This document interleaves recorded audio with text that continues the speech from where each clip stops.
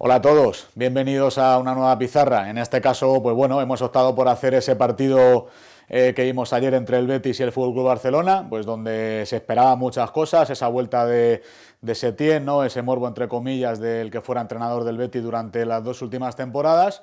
Y bueno, pues había muchas dudas también sobre este Barça que genera como mínimo esa expectativa de saber si al final va a poder conseguir ese juego del que hablaba Setién a su llegada, con el que bueno, pues dijo que claramente que no podía prometer muchas cosas, exceptuando el buen juego. Bueno, para mí el buen juego va en función un poco de los gustos de cada uno. Pero sin más dilación, vamos a ir ya a ver un poco lo que pasó ayer. La verdad que un partido que tácticamente tuvo muchas cosas que analizar, sobre todo en una primera parte, donde creo que el Betis estuvo brillante en la exposición de lo que quería hacer. El Barcelona también estuvo bien y sobre todo analizar también un poco pues, esa variante táctica que metió con Vidal. Vemos aquí las alineaciones, los sistemas de juego.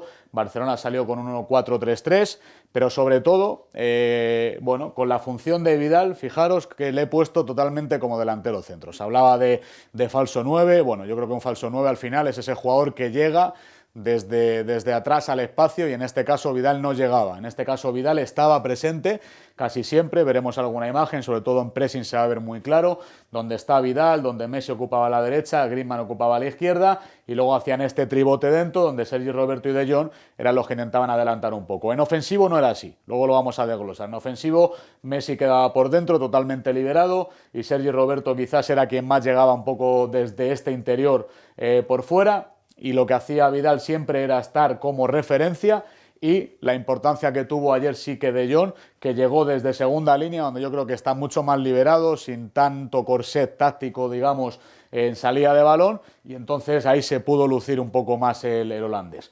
Por su parte, vimos un Betis donde formaron con un 1-4-2-3-1, donde Carvalho y Guido hacían más o menos un doble pivote, con Canales más de enganche en la media punta, Borja Iglesias, Fekir y Aleñá como tripleta más atacante. A mí me llamó mucho la atención el gran trabajo que hizo el Betis en la primera parte, un pressing en altura totalmente claro, donde le asfixió por momentos al FC Barcelona con muy buenos movimientos, que son los que yo quiero ahora pasar a desglosar. Cuando el Barcelona hacía salida de balón, tenía a Busquets como referencia y ahí el Betis estaba bastante inteligente porque Aleñá lo que hacía era meterse por dentro junto con Borja Iglesias, lo vamos a ir viendo, fijaros, aquí quedaba Borja Iglesias, por aquí quedaba Aleñá y entonces daba la salida por fuera, veríamos que Junior Firpo estaba totalmente solo para recibir, pero ahí es donde lo hacía bastante bien el Betis, con una variante que era que Emerson fuera el que subiera hasta aquí. Decimos, va el lateral, podría perder esta zona, pero lo que hacía el Betis ahí muy bien era que Guido se metía en un desdoblamiento defensivo con Bartra y con Mandy y muchas veces hacían una defensa de 5. Eso lo que hacía era provocar que Canales y Carvalho hicieran un doble pivote cuando Canales ya se iba lejos de esta función. Entonces, si el pressing estaba adelantado, lo que hacían muchas veces también era que Carvalho se iba con Busquets, veremos también alguna imagen, y entonces a Barcelona desde zona de iniciación la salida le costaba mucho más. Pero bueno, ahora vamos a desglosarlo para que lo veáis también más claramente. Bueno, fijaros cómo quedaba el Betis. Me parece que es importante que tácticamente veamos las soluciones que daban. Aleñá desde fuera se metía por dentro. Es cierto que lo he metido bastante en un espacio bastante reducido.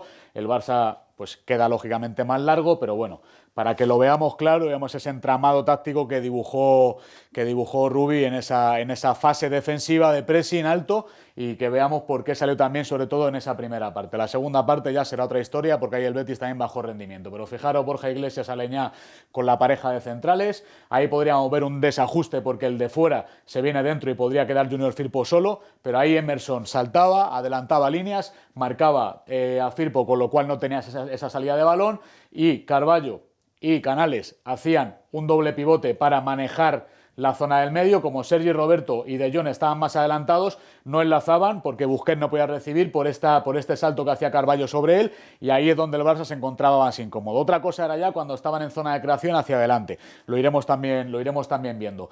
Pero aquí vemos sobre todo esa variante táctica que metía el Betis. Guido se metía aquí, fijaros, aquí una defensa de 4, mantenían esa línea y en un momento determinado, si progresaban, ya Emerson volvía rápido y muchas veces hacían incluso esa defensa de 5 que permitía que después del gol de Jong, que fue una sorpresa clara con defensa de 4, Vidal atrajo a Guido y De Jong fue el que entró desde segunda línea solo con ese pase de Messi para hacer gol. A partir de ahí el Betis corrige. Yo creo que lo importante es que el entrenador se dé cuenta y ahí corrigió muy rápido y ya no hubo esas acciones. De hecho, los 2 goles de Barcelona ya llegaron a balón parado. Por lo tanto, al final en juego dinámico, exceptuando las 2 o 3 ocasiones que sí que es verdad que tuvo Messi y que siempre las va a tener y extraordinario Joel ahí en esos mano a manos, pues bueno, el Betis digamos que lo contrarrestó bastante bien.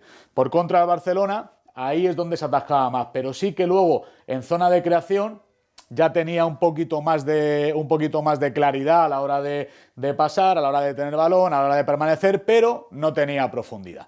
Es cierto que el tener a Vidal como referencia te va a limitar, no es un delantero nato. Yo creo que Vidal hace mucho más daño entrando de segunda línea y un poco desde ese desorden que a veces genera y al rival también le crea muchas dificultades. En este caso no, en este caso él estaba como referencia y como referencia es más fijable y él está más perdido. De hecho, vemos en ese segundo gol cuando Vidal viene a recibir al medio campo en zona de creación, ahí ya no era Guido, sino Carballo incluso el que a veces le presionaba. Cualquiera de los dos, hay una pérdida clara de Vidal y en esa transición de ataque a defensa, el Barcelona no la hace bien, el Betis sí que contraataca bien y es como llega el segundo gol. Por lo tanto, a Vidal ahí le cuesta más, pero bueno, pues es una opción más que Setién metió ayer y totalmente respetable. Lo que provocaba esa situación, es lo que quiero que entendáis sobre todo, es que Vidal siendo referencia es la segunda línea que tiene que entrar más. Sergi Roberto entró menos, De Jong entró la primera parte más, Messi con libertad total de movimientos y Griezmann exactamente lo mismo. Pero no vimos la profundidad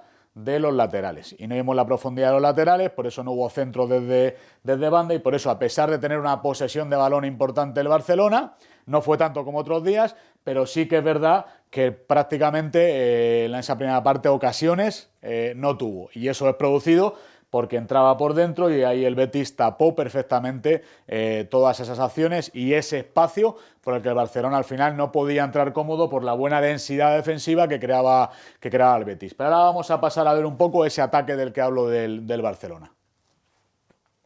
Bueno, pues vemos ahí cómo quedaba el Barcelona en la fase ofensiva. Vemos que Messi ya se liberaba de la banda.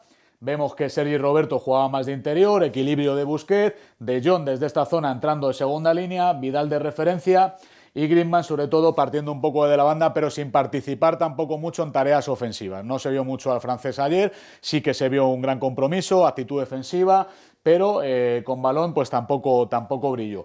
Pero fijaros aquí cómo quedaba toda esa densidad de la que hablábamos antes y la poca profundidad que tenían por banda. Griezmann no se acababa de cerrar del todo para dar el espacio a Junior Firpo, alguna vez subió pero tampoco mucho. A Semedo en fase ofensiva prácticamente no se le vio, se supone que con Messi liberándose debía ser Sergi Roberto el que entrase por ese interior, pero ahí el Betis lo tuvo bastante bien controlado, sobre todo a partir de que Guido hace esa variante defensiva y se mete cerca de los centrales o incluso muchas veces entre los dos centrales formando esa línea de la que hablábamos. Aquí Vidal era referencia clara y o entraba a la segunda línea o no había forma de penetrar en la defensa del Betis. Ya en la segunda parte, cuando vemos esta disposición, sí que el Barcelona intenta cambiar algo, sobre todo con la entrada de Jordi Alba. Meten aquí a Jordi Alba, borramos, quitamos aquí también a Vidal y ya está Jordi Alba, que tiene mucha más llegada que Junior Firpo, y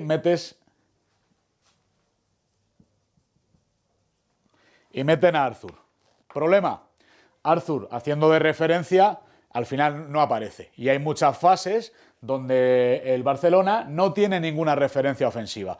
Porque Azur es un jugador de tener mucho más balón. Es verdad que acaba con muchísimos centrocampistas de Barcelona, incluso al final termina quitando a Griezmann y sacando también a Rakitic. Al final no hay ninguna referencia clara y simplemente es intentar conservar ese resultado, pero vemos también que los 2 goles de Barcelona y ese tercer gol igual llega a balón parado, no genera tantas ocasiones. Al final el tener el balón más es un dato, pero no es una realidad de que te haga tener más ocasiones. Depende de la intención que tú le des a esa posesión del balón y la profundidad que tú le des, lo que hace que tengan más o menos ocasiones. Yo creo que el Barcelona ayer no fue efectivo en cuanto a posesión y a llegadas, no fue efectivo. Es cierto que gana el partido, es cierto también que hay 2 acciones a balón parado que son las que determinan ese resultado final, ¿no?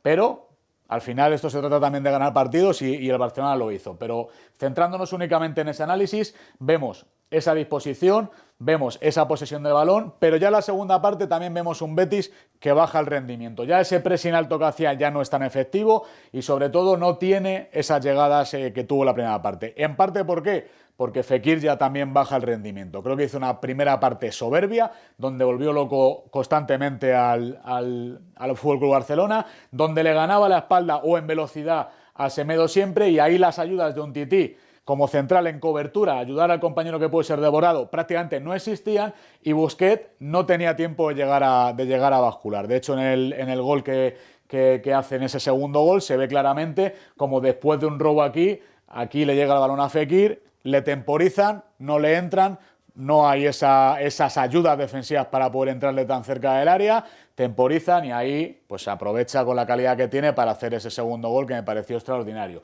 Pero sobre todo hablar un poco en esa segunda parte del por qué ya el Betis no tuvo esa efectividad que tuvo la primera. En parte por ese pressing, creo que ellos mismos lo comentaban, ese gol en el 47 les hizo bastante daño, aún así salieron con empate y ahí tuvo menos profundidad tanto en pressing, menos elaboración, menos sobre todo densidad a la hora de provocar ese pressing, esa salida, y el Barça se encontró más cómodo.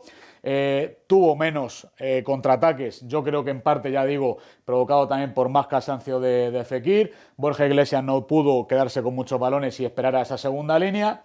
Y entonces ahí el Betis desapareció más. Ni que decir tiene que en el 75, cuando ya hay esa expulsión, más luego de Fekir, más luego esa ya sabida de Lenglet, el partido se vuelve muy loco en un 10 contra 10, con idas, venidas, y al final lo que hace Setién es intentar sacar más medios para controlar esas transiciones y que no se den.